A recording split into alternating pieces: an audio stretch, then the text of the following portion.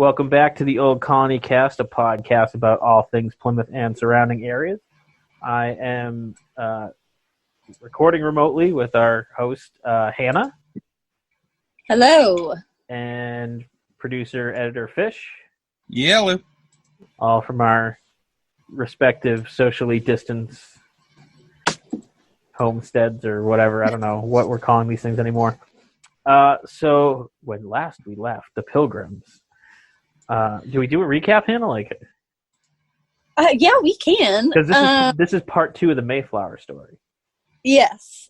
So when we last left the Pilgrims, they were just leaving England officially after having struggled to acquire and attain this trip to the New World for about a year. So they're now leaving England from Plymouth, England, with about 100 or so passengers on the ship, 103, or 104, 5, not to give anything away. People die. Just a couple. You mean in general or on the specific trip? On the specific trip. I forget how the math works out with those who are born and those who die, but so now they're on their way, and they're shipping off to the New World. Boston? Yeah. Just like they said in that song. So their intended destination, they were going to meet up with, or they were associated with the Virginia Company, and they were planning to go to more like New York area, to the Hudson River. Mm-hmm. That's where they were their destination was planned on. So they had 2 routes they can take. One was they called it the Columbus route. And this was using the trade winds and going down to South America and up. Very much longer of a trip. But it was a lot nicer and a lot more better weather.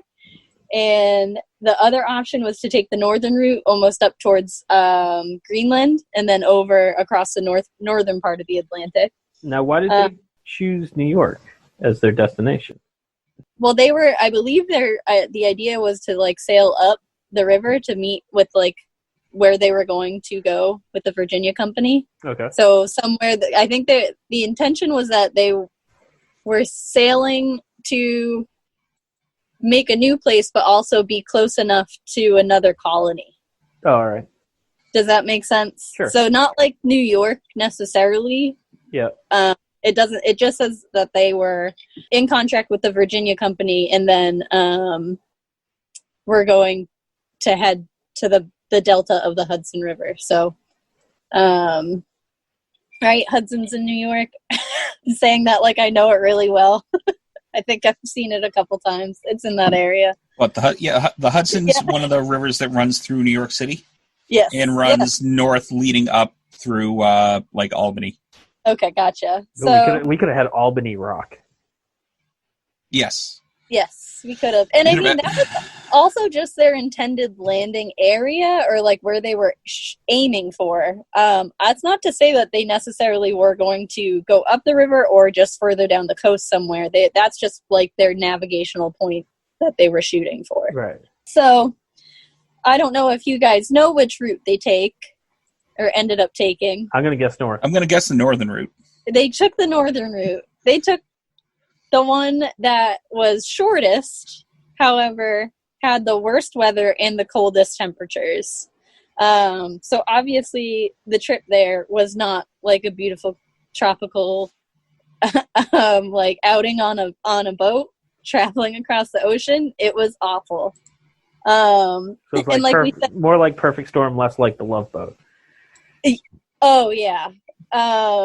So we said in the last episode they had very little space to live in. So now imagine that space with everyone seasick and trying to just live in general. So that people have kids, people are you're trying to find some amount of rest and you can't. They had okay weather for the first couple weeks, and then after the week and a half, 2 week mark, that's where the like huge waves started happening, constant rain or just getting hit with salt water constantly because of how much ocean spray was coming back up on the boat. And there was actually a younger passenger on board. His last name Button. I forget his first name, but I have it written down in here. William Button was on the boat, and he was one of the people that they just picked up. I don't think he was part of the separatist group. He was just there was random guys that were like cool with going on the trip. Yep. From England, so he was one of those random guys, and he was actually giving everyone a really hard time on board once the seasickness started kicking in, because he was wasn't affected by the currents or anything like that or the waves. So he was running around and like kind of poking fun of everyone who was getting sick in small quarters and being smelly, and he said that it was likely that everyone or half of everyone on the ship would die, and he would take their things once they were dead. So they didn't love him. Wow. He sounds pretty awful. Yeah. So now just imagine like someone who's just as terrible as that being just so like rude, and you're just trying to live on this terrible boat. This sounds awful. I really couldn't imagine what it's like for them. Did he make it? Okay, I keep jumping ahead. All right. We'll see. We will see. Okay. So, yeah, I can't imagine what it was like for them. The trip itself, and I mean, like, putting yourself in their shoes for this journey just sounds terrible. Most of the people were sick. The whole place smelled like vomit. Everyone was just getting soaking wet. Like there wasn't a dry bone on the ship. You were just wet the whole time and uncomfortable. It was asked of the captain once he like got back to England. He was like, someone asked him what the Pilgrims did to pass the time, and he was like, they weren't even trying to pass the time. It's not like they were bored. They were simply trying to just live in their own like bodies in that moment. They had so many things to worry about, like the simplest things in life didn't come easy on the trip at all. So they struggled with that for pretty much the entire trip. Was really bad weather. How long did the trip in total take? It was about 67 days ish. I have it written down. So several weeks, and they I believe it was 9 weeks. 9 weeks total of the journey, so maybe not the full trip once they actually hit land, but 9 weeks total to once they actually got to Plymouth. So there's a little bit of like intermission stuff they did before they settled on Plymouth. And then what else did they do here? So one of the ways for them to navigate the ocean during tough storms is to kind of just let the boat do its thing, because if they tried to force the sails in any one direction, it would bear a lot of like structural integrity on the boat. It wouldn't be like good for the boat. So they kind of just had to go with the flow as the waves and winds took them around, which is probably why they got set off course quite a bit, because they did this for, like I said, pretty much the whole journey. Anytime they could get wind and like safely navigate, they did, but it definitely wasn't great for getting them where they needed to be. During one of the storms, William Brewster was thrown off board. He was on one of the top decks, and he just so happened to Bradford, not Brewster. William Bradford was thrown off deck and grabbed a rope and was fully off the boat. Like in the ninja water. style, grabbed it as he like flew by. Yes, like as he was falling, was able to grab it, and was pulled up by several guys who just so happened to see him like get tossed off the ship. But like, we almost lost Bradford. We like he him. Could have been. So now they're a little more than like the trip itself isn't noted upon too extensively, because I think there was so much bad weather. And besides just that continuous fact of life for them, they really didn't have a lot of other things happening. just trying to deal with it. One crazy thing that did happen was a little over halfway in, the ship's beam, one of the beams to the ship, cracked during a storm, which, not good for, like, again, what they were trying to avoid during the storms, which is keep the ship's, like, integrity. Yeah. You don't like to sink while you're on I'm voyage. not a sailor, but I don't think that's how it's supposed to work. If I had to guess. So, funny enough, this handy Jackscrew tool that we questioned in part 1 comes into play. They use the Jackscrew to somehow, like, tether the beam in place so that it doesn't create any more issues than it does. The sailors find it among the things, and they're like, this is... They say, we don't even know what this is or why you brought it. They pick it up and they're like, Hanna was talking about this last time. But their reaction really is, like, noted on as questioning why they brought it, but also being thankful that they brought it in that moment because it worked out for what they needed it to do. And the sailors weren't even sure what the tool was used for at the time. They were like, what? Oh, all right, cool. And then just took it and used it. And pretty sure that probably stayed on the Mayflower for its journey back too. So I don't know what the Pilgrims were going to use it for, but did not make it to the New World with them, really.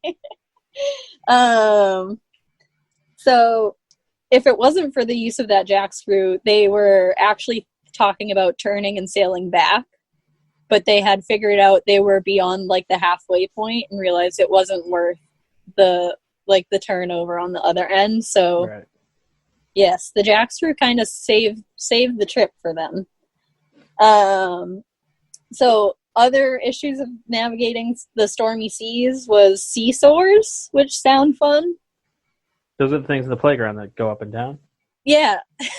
They, I don't know why they brought those on the boat either. It seems weird. It seems excessive. So the sea sores are literally from mostly it was like the deckhands and sailors that had them, but or anyone that's helping regularly on the boat.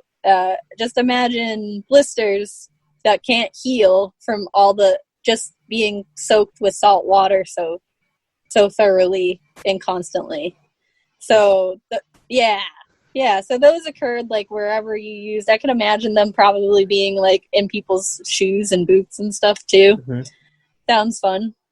And then pretty much we're maybe 2 weeks out from landing, and they're still dealing with this weather. And then the birth of Oceanus happens, probably beginning of November. Elizabeth Hopkins has Oceanus, a young boy. That's pretty much all they say about him. That this lady had to go and have a baby while there's no room on the boat and it's smelly and gross already. Oh, that had to be horrible. And like leading up to that, I'm just thinking I suppose that late in her pregnancy she wouldn't be morning sick, but I'm just thinking if everyone's throwing up all the time. I just think it's a gross deal, like a gross car deal. Like, nothing about that sounds fun. I mean, it's just like, oh, this is so gross. How could this possibly get grosser? Yeah. Like, oh, is she in labor? Yeah. Oh, God, she's having a baby right now. Also, just funny thing to keep in mind, and I don't know how long any of these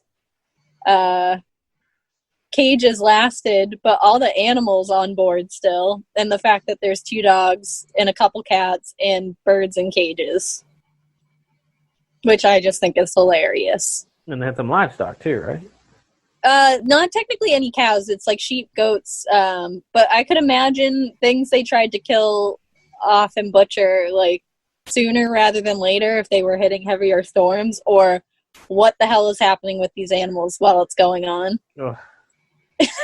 So oh God, this poor seasick sheep. No, I just imagine them, like, I feel bad, like they're probably I feel like by the time the ship made it to Plymouth, it had to be like a porta potty at the end of a festival concert. Yes! So gross. Yeah, we were just like, oh, no, I'll hold it. So It's like, nope, I'll hold till we reach land. It's fine. It's Yeah. fine. Yeah. It's fine. It's fine. Drive fast. So not long after, just a couple days after Oceanus is born, such as the balance of life, someone has to die. So that person is William Button, the one who, yeah, Does that sound genuine? the one who, How did I don't he know, pass on? naively mocked everyone for being sick. He caught some unknown infection and died. And he was buried at sea on November 7th. So that's how they know when Oceanus was kind of born. They didn't note that, but they noted when this guy died. And one of them, I believe it was William Bradford, said it was the work of God's hand. Like, no one was upset. Everyone was like, that guy had it coming. I'm sure his burial at sea was just like, pitch him. Yeah. So and I'm sure they all took his things too, as he had planned to do with theirs. So at this point, pretty much after that guy was off the boat, actually, they started to see the weather clear up and signs of land. So were they like thinking that he was like bad omen or bad luck? It doesn't specifically say that, but I have a feeling that obviously some people made some connections, even in the fact that they made connections with him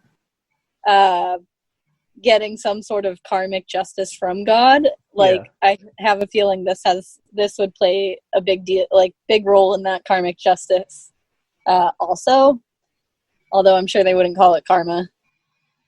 Some sort of different separatist view. God's plan. God's work. Yeah. So, with the weather being nice, they started seeing signs of shore. So just the different things floating in the ocean, different birds up in the sky, and then finally they're able to be comfortable for the last week or so of the journey and like get to dry off, and then they see land. They finally see it, but it's not the Hudson. They do have a member on board, and I have his name somewhere in here that I'll read later when I get to that part.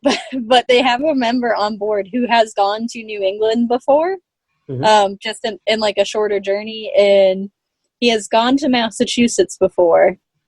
So he says he knows this area somewhat, or has sailed by it. So were were like Massachusetts and New York already kind of like segregated off? Like, were those already places? Yeah, New England it was actually John Smith who coined the term for the New England area. As far as adventurers going, and like I said, no one had settled, but people had come over and investigated it a little bit and had interactions with Native Americans who already lived here. And I know they had gone, up into Canada, and I don't really know, because they're coming off of, like I said, Iceland Greenland, rather. Mm-hmm. So they're like, I know where they have the Virginia Company and Jamestown, so they do know the areas and have them kind of set apart. Probably not as strict as we have them today. Yeah. Obviously. They didn't have the state borders that, when they crossed, their GPS told them that they were in New Hampshire. So this guy is like, hey, I know where we are. It's Massachusetts. That's Cape Cod. So they were like, well, that's not where we're supposed to be. So let's try our best to get further south. They were like, Cape Cod's full of tourists. Yeah. We can see them from here, scouring the beaches. Now, they were right on the point of P-Town, so right at like the top of the fist. For those who don't know, Cape Cod is in the shape of a strongman arm, and they were right at the tippity top of like the knuckles. And they, for whatever reason, the tide that they were in the channel and the winds were against their favor. So they couldn't actually get any distance trying to go south on the Atlantic side of the Cape. So not in the Cape Cod Bay area, but on the outside. So they were like, all right. The armpit of the strong man arm. Yes. Yeah. So they were like, well, this is like getting us nowhere, because they were attempting to sail that for quite some time. And they decided to just go with the wind and sail around to like the actual inside of the Cape, which is like Race Point Beach off of P-Town is where they were. And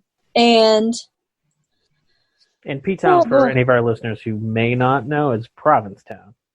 Provincetown, yes. Yeah. Yes. We call it P-Town because pretty much everybody does, but big words hurt us. So they settled in there really just to like catch a break. The weather, even though it was November, at least it was dry enough at the time and warm enough-ish for them to get off and kind of settle and like shake off the salt and like get ungrossed for a little bit. So that's what they decided to do there. Once they were kind of unloaded, they realized that they still hadn't come up with any sort of agreement for them to like send back to the king or for them to like live by. Right, I forgot they were kind of supposed to be working on that. Yeah. So that brings us to the Mayflower Compact. And the whole reason that was created is really because they couldn't ever decide on an agreement with the adventure merchants and the king at the time. And I mean, it really wasn't fully endorsed that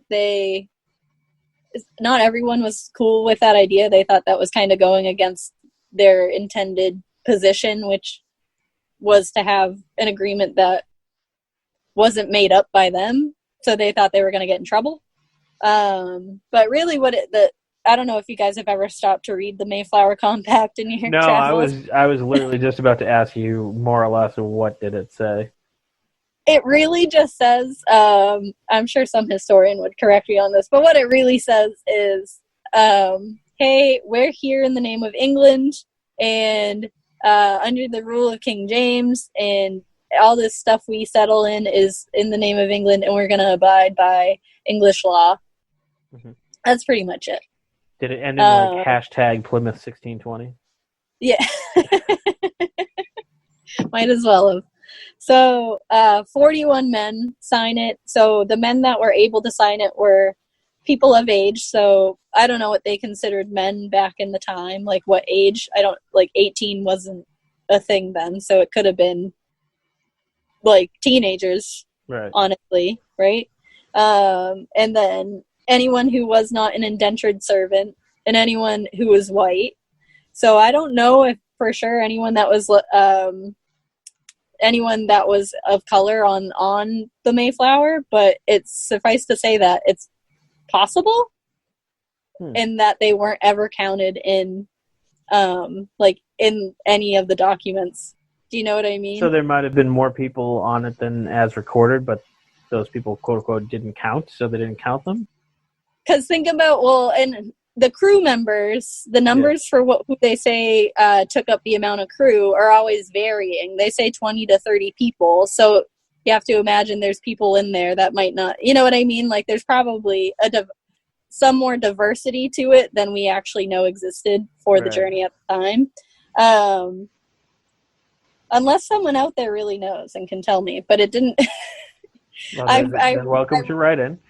Yes, I watched a thing about this a long time ago. I want to say on like the History Channel, just talking about any number of events happening and then people who existed in the moment and just not actually getting recorded or credit for being there. So I'm just thinking like how much that must suck, being like they recorded that we brought the Jackscrew that no one knows what it's for. But they didn't even put me on the list. That's got to be pretty insulting. Yeah, well, and I'm thinking more in the terms of, again, the crew, like what the crew was made of. Yeah. And I think we know who for certain came from the separatist group. I think it's more or less who they picked up right before they left, and the crew members that probably could have consisted of anyone, really. So, but Hanna, you didn't say any women signed the Mayflower Compact. Why is that? No women. Too hysterical. Yeah, too hysterical. Yeah. So, in this, they also decide that they would have some governorship. So John Carver would become the first governor. Yep. Of the Plymouth colony. And then I don't know if anyone's ever seen the first layout of the governors for the first 15 years of Plymouth or 20 years. It's John Carver, Brewster, Bradford, John Carver, Brewster, Bradford. Oh, so they just kind of tag, you're it. Yeah. They all have collectively a lot of years of being governor, but not all in sequence. So it's at this point, too, after they make the Mayflower Compact, that they're deciding to stay in Massachusetts. And again, it's not one of the decisions that everyone agrees with. Someone who does endorse it a lot is the captain of the Mayflower, Captain Jones, because he's very nervous that he won't have enough supplies to get back to England if they hold up any longer on making decisions. So did you see what you people did to my boat already? Yeah, so I think he's just they're trying to figure it out, and he's just looking at the dunes of P-Town, and he's this place looks gorgeous. I don't know why you guys wouldn't want to be here. Just trying to play it up so he could just go home. And it would be I would totally stay if I didn't have to take the boat home. So like I said, they're kind of in an area where they get to cut back and relax. People get offshore, wash their clothes, etc. All the dogs and animals made it fine. Every animal they brought made it to P-Town. The shallop that had been taken apart, finally the carpenter has something to do. He finally has space to work. Yeah, so you were not putting that boat together on the ship. You got nowhere to go. No, he was this just is the boat they sawed in half, right? Yeah. Yeah, he was waiting in the back of the boat the whole time, just biding his time until people would stop mocking his need on the ship. Somehow I feel like when that beam cracked, they were suddenly like, "Hey, man, you're pretty awesome." I'm sure he pulled out something. He was like, "I'm actually just here for the shallop, and I don't know what to tell you about that." I don't know. I'm sorry, that's true as either.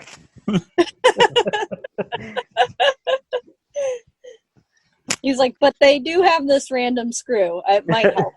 I'm not gonna say it does, but if I knew, it would help. I think Jackscrew is gonna be the name of my ska band. So now it's time for them to kind of get an idea of what's around them and where they can go.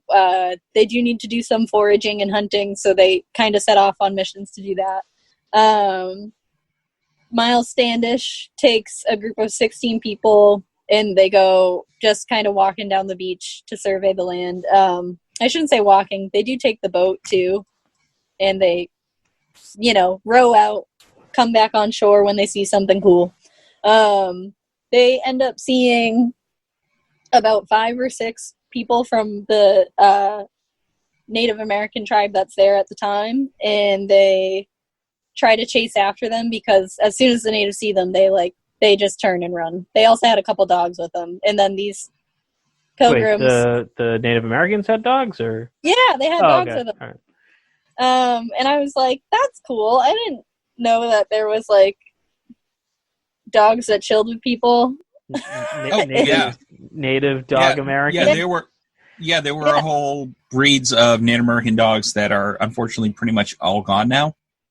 Isn't that crazy? There was a whole lineage of dogs that came over when they crossed over from Asia, and basically since then have been kind of bred out of existence. Yeah, I mean, It's a shame. one can assume, but it wasn't anything that I had ever read before, so I was happy about it. Not happy now about the outcome, but it was cool to read.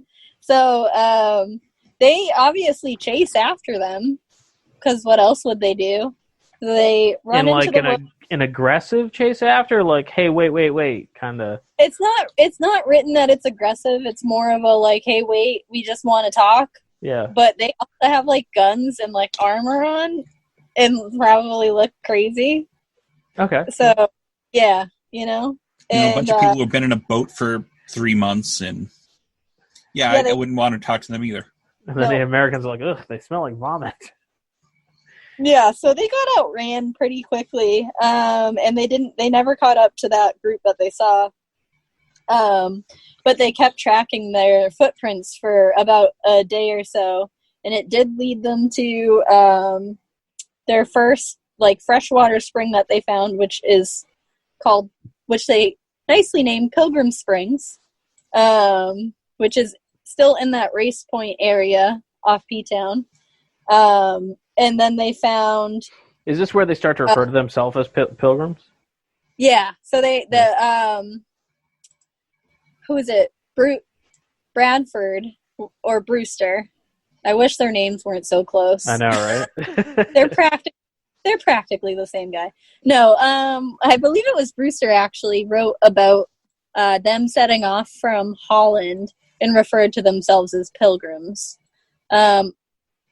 Again, not quite sure it has like the popularity we have of today, but I do think they like recognize themselves as pilgrims. I just don't know if I still think separatists were probably used more frequently than pilgrims during the time, just by the way things are written.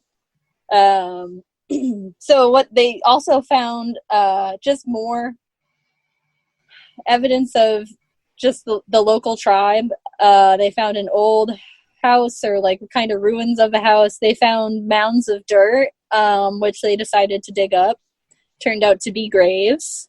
Oh, nice. Yeah. So, and they described it as, because they're buried with, the people who were in there are buried with some belongings. I believe one was like a child, and one was, they assumed like a soldier was buried with his bow and stuff. And they said they buried it back up because they didn't want to disturb it, and they felt bad about it. And then they find more mounds of sand, which they decide to dig those up because they didn't learn their lesson. Luckily, they did not find any more graves. Yeah, well, that's good. They did find what looks like food stores, however. So they found a bunch of corn in baskets that were like hidden under the sand. So they took the corn. And there was also like a kettle or something, a couple other like random supplies, and they just decided to take it all.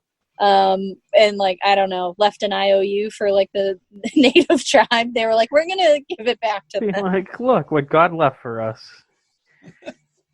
They claim that they were going to repay them somehow.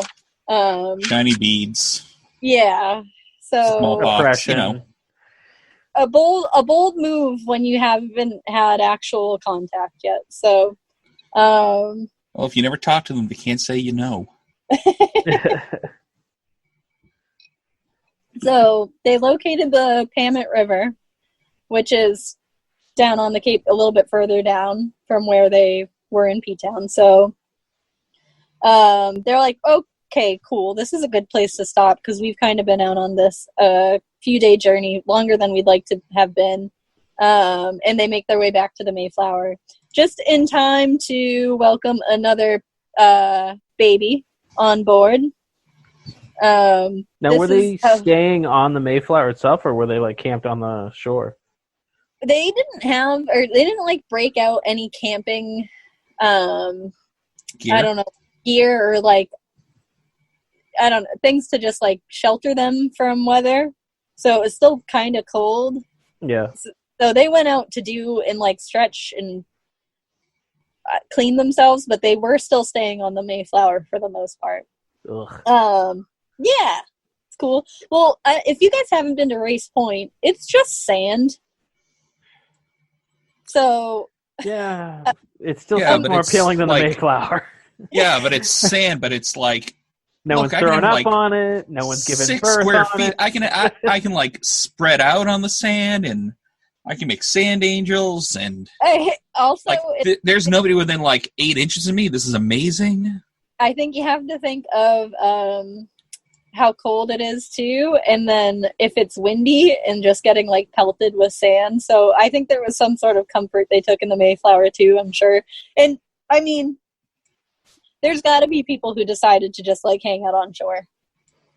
It doesn't talk about so much of what kind of camps they set up, other than the camps they used during their like travel down the Cape to find just more supplies and stuff. But I'm sure it existed for some people who just were done with that boat. So,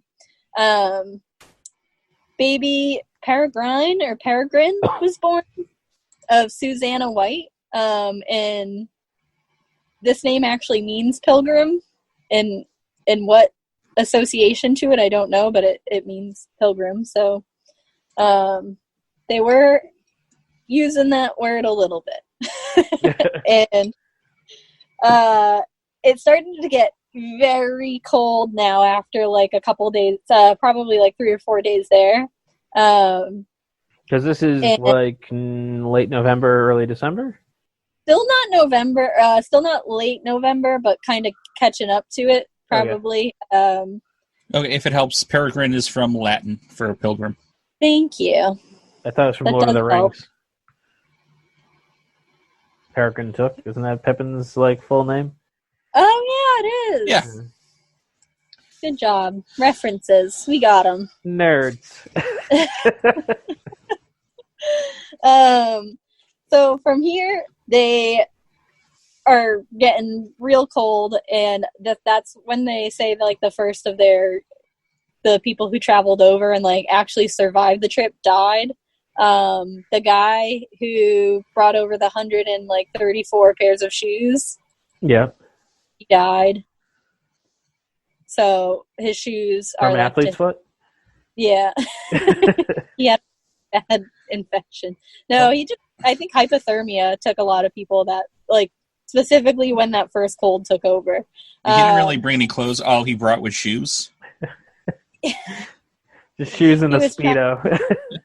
trying to make, like, a jacket out of So he's all like his bundling slave himself shoes. under his shoes for warmth, and it just isn't working. That's what took up his whole space on the ship. His, Yeah. his 5 His by shoe tree, yes. yeah. It's just a pile of shoes with him in the middle. He was They didn't crushed, even realize he died for a couple weeks. No. crushed to death by clogs. So his family did inherit those shoes. You'll be happy to know. Oh, lucky. Yep. Did he have 130 members in his family? No. Unfortunately, there were more. Everyone got one shoe. So now they are getting real, or Captain Jones and the rest of the squad are getting real nervous about supplies getting home, and they're like, okay, we need to really lock down a place for us to actually settle, because this is not a sustainable area for us to live. So they grab the shallop, finally in working order, thanks to that carpenter, and they start to head up towards the river, and there they find Corn Hill is what they call it, and it's another area where the local tribe had set up some like living areas. So there's 2 wigwams there, 2 like wigwams that you could tell are actually being used. The one they found before looked like it had kind of seen some better days and was maybe tattered and abandoned, or at least that's what they say. We didn't kill this them. one, yeah. Yet. So That place was abandoned and those bodies were already buried. We don't know what you're talking about. Oh, by the way, we found all their food. what luck. Yeah, that's not sketchy at all. So they obviously help themselves to whatever is there. It doesn't say that they like take everything, but there's food there. There's corn seed which is very important for the area, so it will actually plant the next year's crop. And just whatever else they find that's like, yeah, we'll just grab this for now. And again, they leave them that IOU written in the sand or something. They didn't say no. I mean, they said something. I don't know what they're... Well, that's a good... So if they had caught up with those ones previously or ran into these guys, did they know the language enough to communicate? So interesting you should say that. There are some Native Americans within like the New England / area that have been colonized that know it because the story of Squanto comes into play big with the Pilgrims. I'm not going to touch on it too much because it is a really cool story, but yeah, people were... We'll have to put that on the episode list. Yeah. Sorry, guys. Teaser. Yeah, Native Americans were captured or and were taught the language, and people knew it, and people who made it back to like their homes in America. So they would have been able to crudely communicate with them. It depends on who they were talking to. Okay. To be honest, it was definitely like not a common thing. But there were Native Americans who could communicate. But not to say that everyone could. Do you think they knew that if you just spoke your own language louder, that they'd be understood? Like, that's how it works, right? And slower. And slower, right. Sorry, louder and slower. You know what? Without being there firsthand, I can 100% say that's definitely how the program is. We're going to take all your food. It's fine. We'll pay you back. Yeah, but they'd like point at their back. Yes. It's all hand gestures. Meanwhile, they're terrified. They're like, these guys are going to kill us. All right. They're going to stab us in the back or something. Yeah, pretty sure that's what they say. Yeah, I mean, they're not wrong. In many ways. So, so they have to stop and kind of forage on their journey down through the bay. So that the idea is that they're traveling to find the best harbor to settle on. And Robert Copin was the one who had already been there before and traveled kind of between there and Maine. So he just keeps kind of saying like, yeah, just keep going. Like, it's just a little further ahead. And he says that to them like the whole time they're on this not very large boat. I mean, it's big for, I mean, it's not a dinghy. It's 30 feet long and can fit a decent amount of people. But they're like rowing and kind of sailing and whatever. And he's like, yeah, just keep going. So they do have to stop along the way and grab some stuff. So they're wandering around the woods trying to hunt. And William Bradford actually gets caught in not a snare trap, but one of the ones that like grabs you by the ankle and pulls you up in a tree. It's kind of a snare. Yeah, that's a snare, right? Yeah. Right? Yeah. Well, snares, technically you don't need to be like pulled off your feet and into the air. So I know. Every movie I've seen. Yeah. Well, I didn't know those were real. I just assumed those were like slapstick comedy traps. So I'm at the point with William Bradford, who wrote all this, and thinking that he's had so many random things happen to him that seem so like death-defying that I don't know if he is all telling the truth all the time. See, but at the same time, I respect that he's writing down the stuff that makes him look really stupid. Like, I fell off the boat. I stepped into a snare trap. It was dangling by my ankle like an idiot. He didn't fall off a boat. He was thrown off, and he caught a rope like an And he ninja. caught a rope. Yeah. Yeah. He fell off the boat. Nobody else fell off the boat. He fell off the boat. And then, yeah, the snare trap. So they said that they looked back and leaves were falling out from under him as he got dragged into the air. Cool. Good times, right? So they get him down and they keep hunting or whatever. One of the nights they're there, they hear howling at night and they think it's wolves. And then early that morning, they're trying to catch the tide. Oh, sorry. This is when they stop to go forage, they see some natives up ahead with like their own fire, and they know they can see each other, but they're keeping some distance. So they wait until they leave, and then once they're gone, they go up to where the natives are, and this is by the river, and they take the fish that they had caught. Of course they did. Cool. So, wow, they're such jackasses. I know. God, there's... Now think about how awful they are. Yeah. And they're like, we really didn't like that button guy. I know. So they just really keep like tacking onto that list, you know? So this morning, after they hear the howling, they hear more howling, and it ends up being like the guys that they had seen earlier with the fish.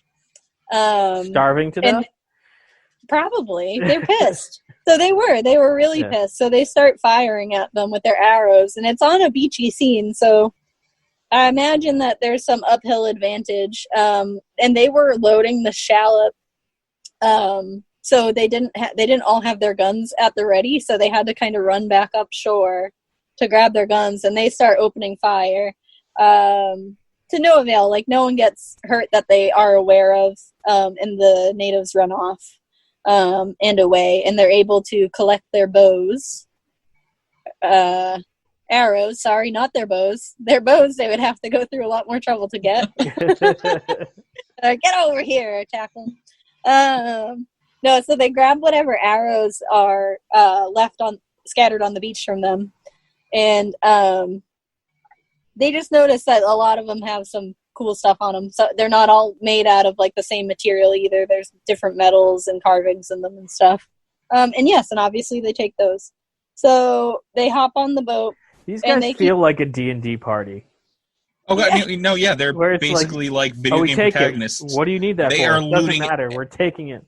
It's like when you're playing a video game, you go in and you loot everything. You don't need it. No, but might as well. You take it because it's there to be taken. Yeah. Where am I at for my carrying weight? Oh, yeah. It's like, am I encumbered yet? Yeah.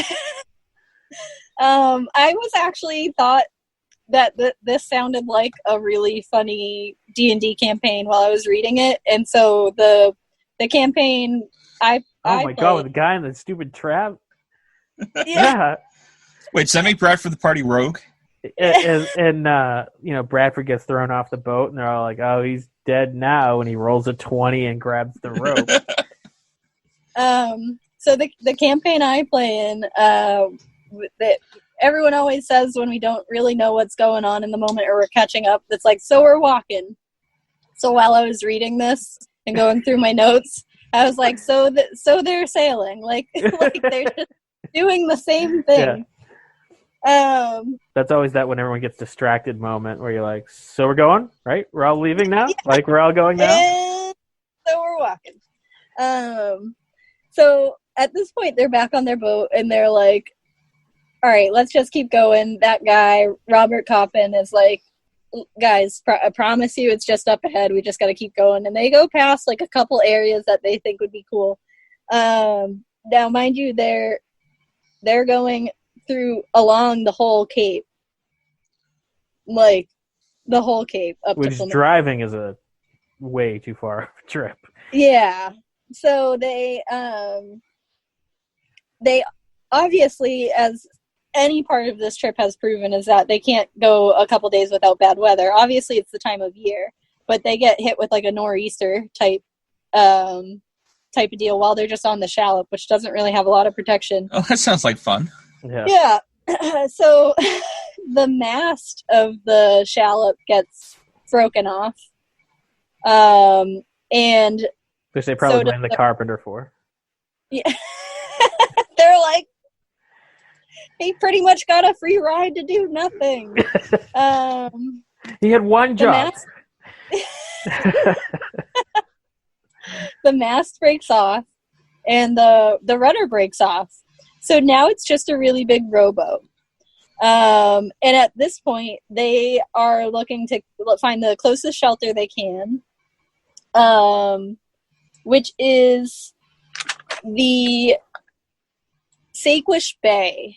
So, not too far from Plymouth, and they end up camping out on Clark's Island, which is the only island in Plymouth Bay. And they don't realize they're on an island till the morning and the weather settles, and they go to, like, kind of look around, and they're like, oh, this is only, like, 100 feet long. And then, and then they're like, let's get off this, because they actually liked it, and they thought about settling there. And then they realized it was an island.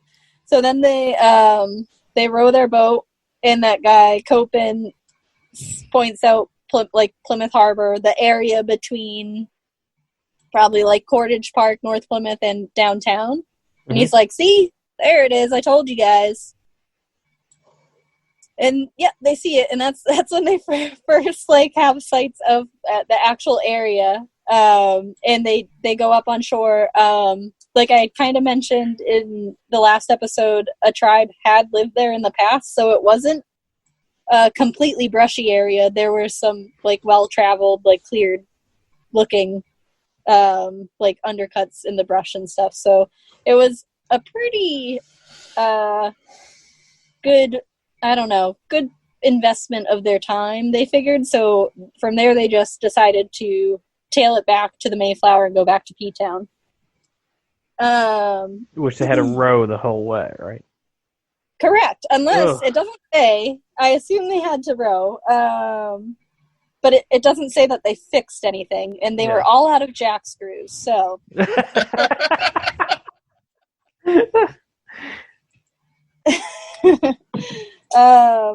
So when they get back to the boat, one funny thing has happened among the people on the boat. Young Francis Billington almost blew up the Mayflower when he decided to set off what I assume are, like, poppers or firecrackers. They call them squibs. Okay. I don't know. I'm not, like, a firework person. They also they use those in special effects too. They're like little explosions. They're, like little explosives. Right? Okay, that's what I thought. So they he had a couple of those, and he was trying to hide the fact that he wanted, like, he was going to use them, and he's a kid. So he hid behind the barrels of, like, gunpowder on the ship. Oh. And decided to use them there. Now, the best place to play with your fireworks. Yes. And luckily, the ship is still really damp. So the gunpowder just so happened to be damp, but someone heard him making a ruckus and was like, wow, you're an idiot. So, luckily he did not blow up the Mayflower. Or, yeah, I guess so. Where did I leave off? So now they make their way back. And it's at this point, actually, when they make their way back, that Bradford discovers that his wife, also while he was gone, had died. They don't really say how or why. It is noted that they think she may have actually committed suicide. I mean, I'm sure people were going through a lot, and it says that like that area in P-Town just looks so desolate that it's possible she didn't see any other thing like future beyond that area, and just kind of maybe thought that was it. And she was like, wow, this sucks. That's just a thought. It doesn't actually say what happened. So he comes back to the Mayflower to his wife dead. Yeah, then they sail their way over on the Mayflower to Plymouth Harbor, and that is when they still are there, actually. The Mayflower's there and doesn't leave until April 15th, 1621. I'd like to say it wraps up, but it really doesn't. It just sits there for 6 months. Yeah. So, well, you know what? That makes sense. I wouldn't want to try to sail back across the North Atlantic in December. Yes. So, obviously, there's a couple reasons for it. Weather-wise being one of them, having enough rations was obviously a big concern. And then the captain, as much of a rush as he was in, did not want to leave them to just like perish among the elements. So they had to, like I said, build 19 cabins. So they figured out like the layout of the town and where everything would be. Burial Hill was like the main area. They actually designed the town in the shape of a cross. Cool. So they,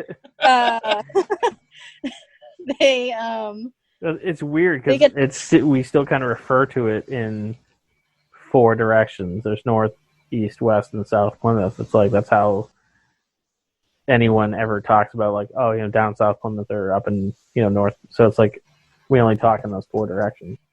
Yeah, true. I'd like to think other towns might. I don't know. I've never lived anywhere that just is like, oh, I live over by such and such a street, or I live over by this landmark. Yeah, and then the Bridgewaters are just separate towns, so yeah, like you don't go to East Bridgewater, it's a different town. West Bridgewater is a different town. North Bridgewater is Brockton, so we don't talk about that. So yeah, I mean, agreeably, most towns on the Cape, I think, have that situation. Villages, you could call them, right? Because when we say North Plymouth, we don't mean the north end of Plymouth. Geographically, it's really northeast, right? Right. And then, like, West Plymouth isn't very west all the time either. Yeah. Like, and East Plymouth is more just downtown. Yeah, exactly. Yeah, because you can really go East Plymouth because East Plymouth is Plymouth Bay. Soggy, yeah. It's a bit damp. It's Saquish, technically, I think. And then, we had Chiltonville, Cedarville, Manamet. Yeah. Oh, yeah, villages. A lot of towns have, like, villages in them. Yeah. But we refer to, like, our directional ones as, this is probably, like, the least fun anyone has had listening. This is extremely local, yeah. They're like, why did they talk about this for so long? Like, why are we still talking about it? Wow, they're still going in on that. Huh? Not like we're arguing about where North Plymouth starts, which is obviously Benny's. Yes, it is Benny's. Yes. You know what? I don't have a dog in the fight. I'm not really a Plymouth local, so. Oh boy. So I mean, they have a lot. Obviously, I could do a whole nother episode on their first days, like months in Plymouth and building their colony. A lot of interactions with the local tribe or the closest tribe to them. They do have help from Squanto. They do like meet and come to an agreement with the chief of the Wampanoags. A lot of things happen to them in between that time. In building. But those are all other episodes. Yeah, it's a lot. So without like going crazy, one fun thing that was always a story that I had heard as a child was how Billington Sea was named. Do you guys know this story? No. So maybe, but tell us. Billington Sea. Thank you. Billington Sea is the pond over. It's in West Plymouth. You can get there off of like Black Cat Road. Yep. Also part of Morton Park, and then you can wrap around another Billington Sea Road, whatever. So, I feel like if we ever have merch for this show, it's going to be a map of Plymouth, like a T-shirt with a map of Plymouth on it. I love that with all the ponds. Yeah. You know, Plymouth has 365 ponds. I didn't know exactly, but I knew they had a lot. One for every day of the year. Oh. So, anyway, other fun fact about ponds. I had a teacher. Oh, sorry. I thought we were teacher in elementary school who told us that Billington Sea was named because young Billington, Francis Billington, the one who almost blew up the Mayflower, was adventuring out in the woods, as we know it as West Plymouth, and saw what he thought was the sea. So he told everyone, like, hey, I found like another outlet to the ocean. I found a sea. And they like made him show where it was, and they were like, that's a pond, you idiot. And so they call it Billington Sea. So it's just people throwing shade at him for hundreds of years. Yeah. You big dum-dum. Billington Sea, you idiot. Yeah. They say he was climbing a tree and like saw it in the distance, and it is a really big pond. Not a sea, though. I always heard, and by always I mean on this documentary, that part of why the Pilgrims kind of settled where they settled was because they had run out of beer. Any? I did say that they were very concerned about the supplies. Yeah. It didn't specifically mention beer, I'm but just curious because, like, I've never. It was now that I'm like really thinking about it. It was a documentary called "The History of Beer," and I was kind of blown away because when I watched it, they were talking about Pilgrims and how beer was a staple of their diet, and how part of why they settled where they settled was because they had run out of beer. But like this documentary showed, like they had video from inside the British Beer Company on Middle Street. oh yeah, But like 40 seconds worth. So I'm like, did they fly someone out here just to like Film inside the BBC for almost a minute. Yeah, so it was And weird. You see It was cool because I'm like, I don't know. I don't think so. I don't remember seeing anything right now. So yeah, I mean, they settled on that area for a couple reasons. Cope, the guy who they had on board with them, Copen, was a big reason. Yeah. And finding an area to settle was mostly, it was within their favor to do it quickly because they were running out of things. And the captain was very concerned about getting his men back. So like I said, he didn't actually sail back to England until April 15th, 1621, and he returned with half the crew that he arrived with. So less to worry about as far as what they were going to eat. A lot of fewer mouths to feed. It's like, well, if we lose half of them.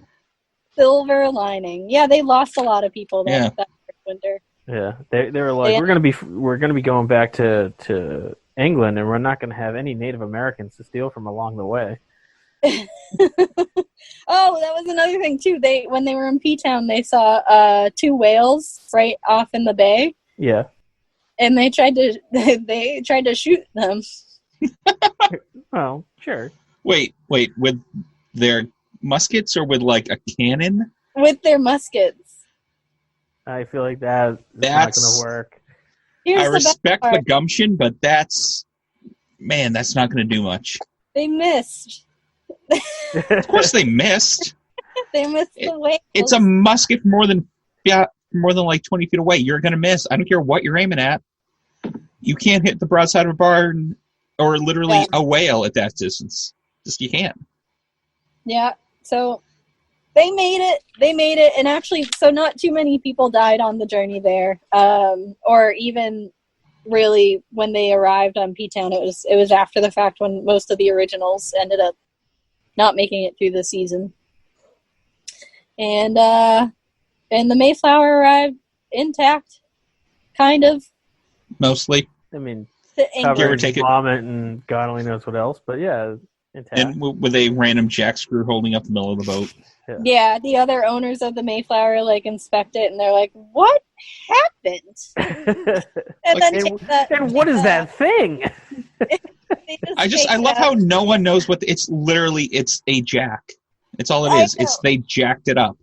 Well, I think one of the things they noted on was that they thought it was part of a piece of the printing press, which they brought. I can see that.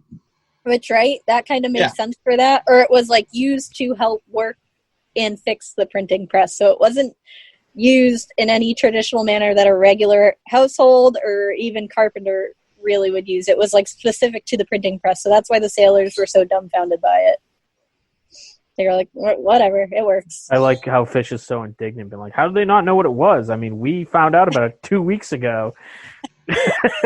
See, the weird thing is I'm now convinced that I remember seeing this in something. Yeah. Like some documentary about the Pilgrims. I remember them jackscrewing up the beam on the ship, and I can't remember what it was. Yeah, that was the old Colony cast from 2 weeks ago. I think I just painted such a great picture just now. That it's just in my memory is something that I'm convinced I saw happen. Yeah, it is. It's just like a jack. Okay. Hannah's research is so good it changes the matrix. Yeah. It's fine. But yeah. I think that's the end of the Mayflower story. You know what? For the Mayflower, it is. For the Pilgrims, it is not. Right. We'll come back to them at a later date. Yes. Well, do we want to cover what happened to the Mayflower after, or do we just kind of let it go into history? It pretty much put itself into history. It did. It continued to be a merchant vessel for a good while. Captain Jones still owned it for a good while as well. And that, they think it was pretty much disassembled at some point. Not that long, maybe 10 or so years after that travel. Okay. Yeah. Cool. It did what it was supposed to do. It's set history. It's set history, Fish, and you want it to do more? God, making you happy. No, there is never. I'm never happy, Andy. Never. Yeah, I know. Thanks. All right, so Hannah, thank you as always for doing all the legwork and making the show awesome. No problem. And anytime. Thanks to our listeners who seem to be really digging the new format and episodes because we're getting a lot more downloads. So that's awesome. Cool. Thanks for listening, guys. And we'll see you guys next time on the Old Colony Cast to talk about whatever we're going to talk about. Maybe we'll do something a little more current. Yeah. Yeah. We have a list. We're working on a list of show ideas, and we have a very active list right now. Yeah, but if you guys have ideas, you can always write in. Fish, do we have an oldcolonycast@gmail.com? Yes, we do. So they can email us at oldcolonycast@gmail.com with show ideas and tell us what bit of Plymouth or even the surrounding areas that you want us to talk about or tell the story of. And we'd love to do that and hear from you and all that stuff. So I think that's it. Yeah. Stay healthy, guys, and stay home, stay safe. Thanks for listening to the podcast. You can find us on all social medias at Inebri-art, except for Instagram, we're at Inebri-art6. You can email us with your questions, complaints, and whatnot at Inebri-art@yahoo.com. And if you're looking for more podcasts, you can check out the other podcasts on our network, Retro Redoctopus, America's Hometown Horror, and, of course, Bar Talk, Old Colony, and Inebri-art Podcast, the original. So check those out and subscribe and comment so we can reach more people, and thanks for listening.